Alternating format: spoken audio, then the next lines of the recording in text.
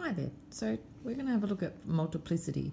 So for the function y equals x take 3 squared times by x plus 4, we can see we'll have two roots. So for this factor, if we use the null factor law, we're going to have x is equal to positive 3. And that's going to have a multiplicity of 2 because it's squared. Well, that factor is seen twice. Now, if it's got a multiplicity of 2, it means that it touches or bounces, if you like, off the x-axis. For x plus 4, that would give us a root of x equal to negative 4. Now, we only see that once, so we have a multiplicity of 1, which means it cuts the axis. So here we go. So at x equals 3, I'm going to have a root, and at x equals negative 4, I'm going to have a root.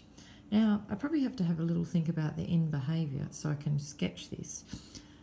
Because the coefficient of x is positive, here, twice, and also here, a positive times a positive times a positive will give me a positive coefficient for x cubed. So my end behaviour will be positive.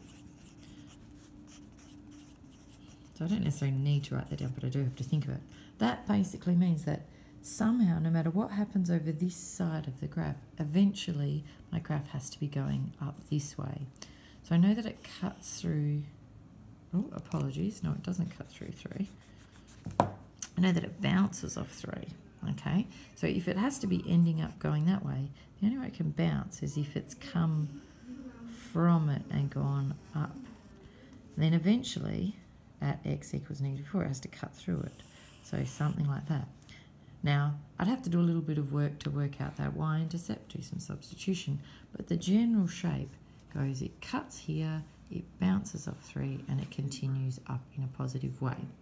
And we can apply that idea whether we get our polynomial in standard form and turn it into factored form, or if we're given it in factored form to begin with.